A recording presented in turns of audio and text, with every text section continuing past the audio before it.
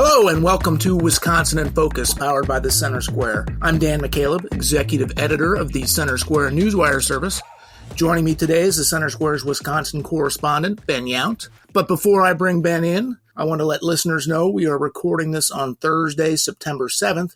Ben, the Green Bay Packers start a new era this weekend when they open the season Sunday against their division rivals, the Chicago Bears, and they're doing so without quarterback Aaron Rodgers. Ben, any bold predictions for the season?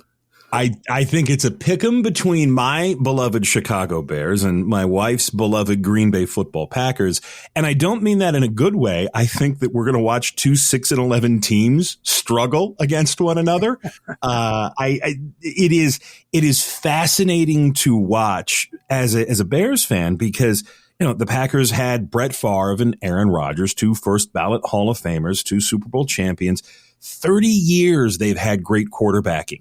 In that 30 years, the Bears have had 35 different quarterbacks, and Rex Grossman is the best of them.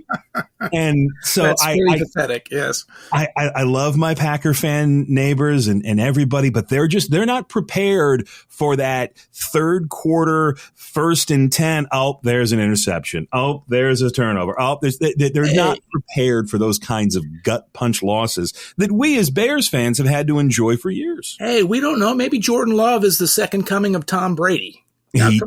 He very well could be, but they've got a lot of rookie receivers. They've got a lot of questions about their offensive line. And don't forget, this was a team that I think I could have gained 100 yards on last year. They just couldn't tackle anyone.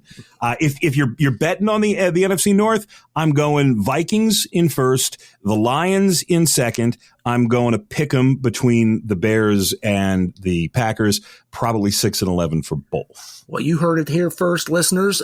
Ben Yount's bold predictions for the NFL season doesn't like the Packers' chances too much. Anyway, Ben, we need to get into it.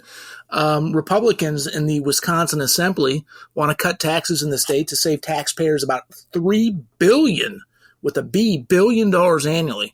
The plan would reduce the state's second highest income tax rate by nearly a full percentage point, saving the average family nearly $700.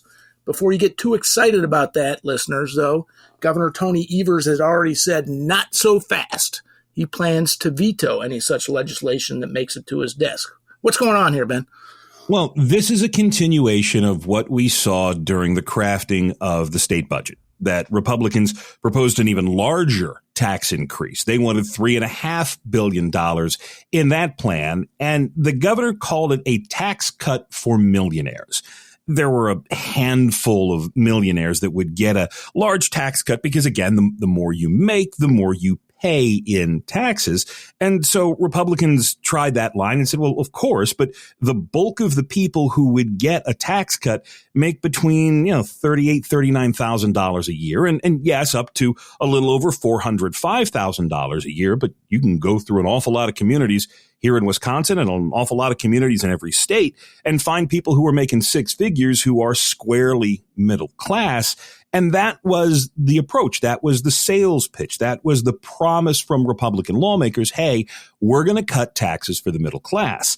The original plan in the budget got vetoed out. The governor did keep a small portion of that tax, and it affects mainly people who make less than $19,000 a year individually. I think it's 38 and some change as a married couple. And the governor hung his hat on this when he talked about vetoing the new tax cut as well. Said Wisconsin simply can't afford this. Wisconsin has a $4 billion surplus, so the state could afford this. And the governor said he'd already signed a middle-class tax cut. Now, that opens the question to who is middle class?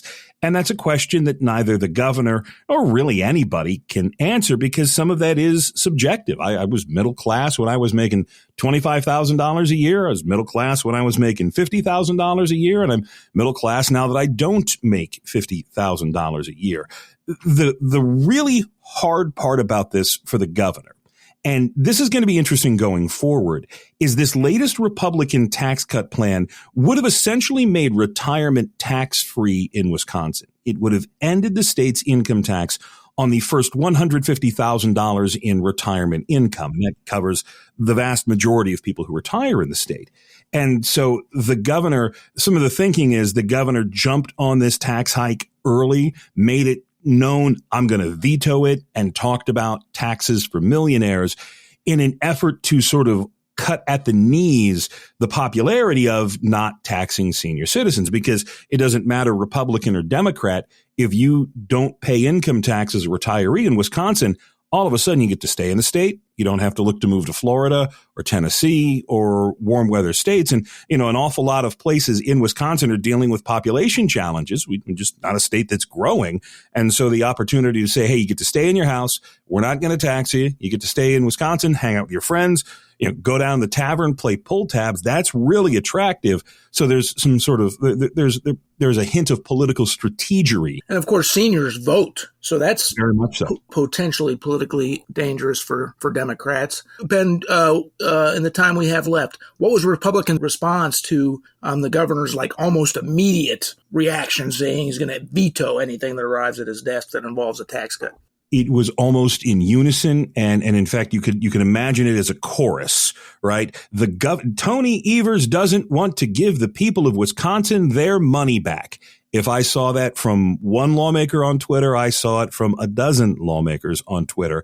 And there is this unanswered question, because there's some people at the Capitol who want Republicans to come back and pass this tax increase again and again, tax cut again and again and again and again, and just play the game of make the governor have to defend why it is that he doesn't want to give people their money back, why it is that he doesn't want to cut taxes for retirees. There is, again, not to always infuse politics into legislative policy. There is a shelf life to playing those kinds of games, and they very quickly become petty, and most people don't pay attention. I've written for State Capitol News for the past 20 years or so, and let me tell you, most people don't pay attention to State Capitol News. They're reading up on the Packers and the Bears. They're not reading on what the Joint Assembly on legislative rules is doing. That's sort of a little into the weeds. But the question going forward here is, how do Republicans counter? Because they can send this to the governor's desk anytime they want. They have the numbers.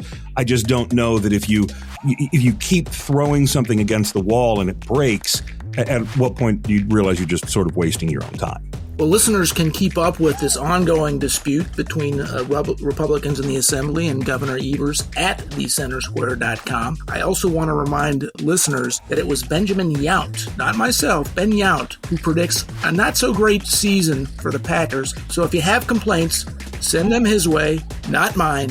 For Ben Yount, I'm Dan McCaleb. Please subscribe, and thank you for listening.